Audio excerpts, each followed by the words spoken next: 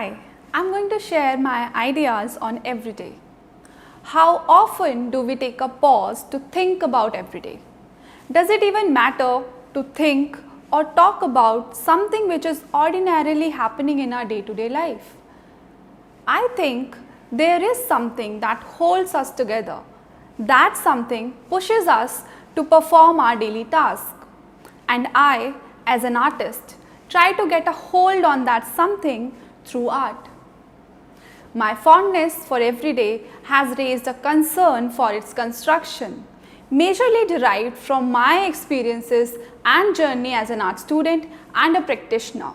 Living in the outskirts of the city left me with no other choice but to travel for 4 to 5 hours a day, and that landed me into utilizing my traveling time to live sketch people, reciprocating my tendency to observe minutely, leading to close encounters with people who I met over and again for coming years, people who were religiously following the same routine each day, boarding the same bus at the same time, racing to sit on a window side seat, or at least getting a hold of that pole or finding a comfortable spot. Some were passing their time by looking out from the window, and others were traveling to pass their time. It was like a lot of different narratives were unfolding at once, influencing each other in one or the other way, leading to compositions like this.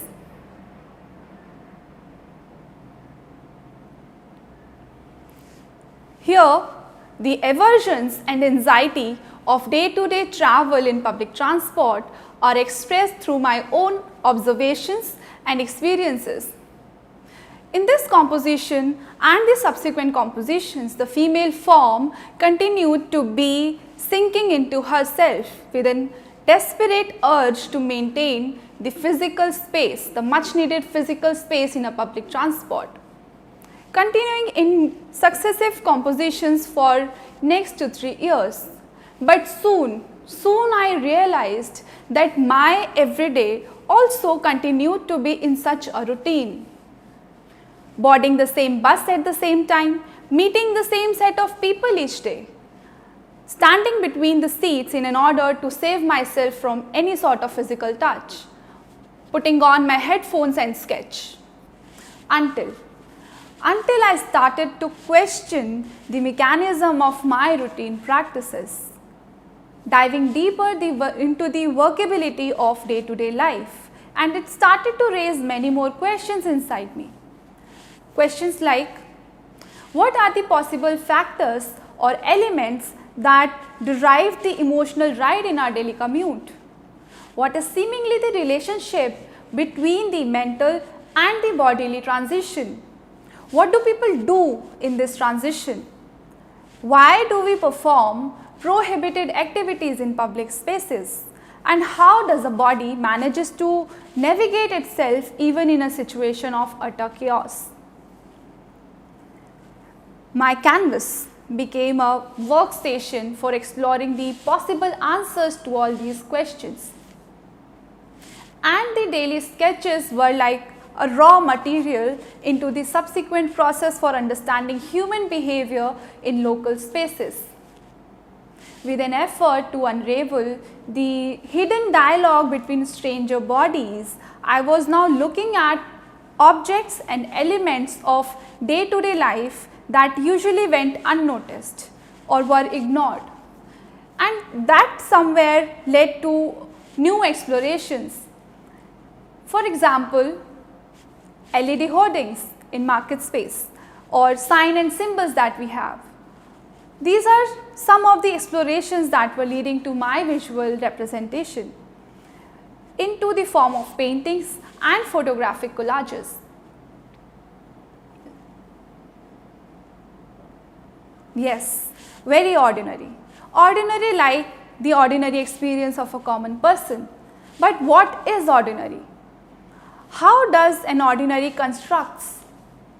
I think being ordinary is a notion that depicts our everyday, and everyday itself varies My everyday might be different from yours everyday, and yours might be different from your family or your siblings or your friends, and so does that continue, and we all have this segregation. Now, formulating all these contemplations, my ideas moved from self-expression to a realization of a vast culture, a culture that we subconsciously follow, just like an automata. But what I found really interesting in that is our daily performativity functions distinctly in distinct spaces, always segregating the private and the public. Now, these observations were moving from being just observation to investigation into spaces and their inhabited objects with a very subjective approach. And that expanded my area of exploration from human experiences to manifold layers of spaces and objects. Now, it stands beyond their physical value, holding something much deeper, more metaphorical, like this composition.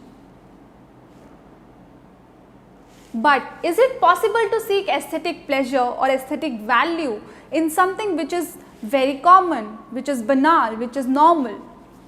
Yes, why not? I think we all have this inbuilt tendency, this inbuilt sensitivity that we are born with to have an eye towards aesthetics. It is very much visible from the way we perform our daily task. However, the order or the manner is, the way we decorate the interiors in our homes, or how do we manage to click those absolutely delicious meals. All this is very evident that we desperately seek aesthetic pleasure in our everyday life. One of such objects that found space in my recent project Mind the Gap are coir doormats. Doormats are the very common household object that we all are aware of, but coir doormats are like a long lost material. This ongoing project is an assimilation of paintings, drawings, link mechanism and these mats. As you can see in this picture, these mats are engraved with some text taken from the excerpt Practices of Everyday Life written by the social scientist and writer Michel de Chautet. With your attention to bring your focus towards the idea of actually being present, the viewers are invited to walk freely on these mats, feel the texture, read the text and have a relation with the visuals that are displayed on the walls. This is somewhere also an effort to realize the value that arts of doing hold, like arts of doing like walking, talking, cleaning, cooking, thinking, dwelling, everything.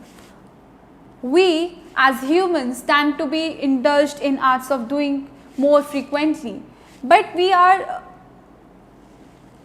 so indulged into it that we hardly notice it.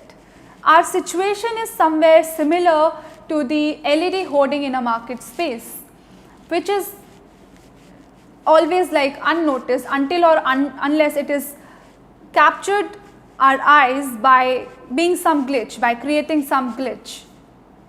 In my thought, current situation of lockdown is also like being a glitch into our set routine, bringing our focus more towards the arts of doing, with an intention to raise your concern towards the everyday. I want to leave you all with this thought of actually being present, observant and sensitive enough to value the notion of everyday, because something which was ignored, if we are able to see and identify it, that really matters.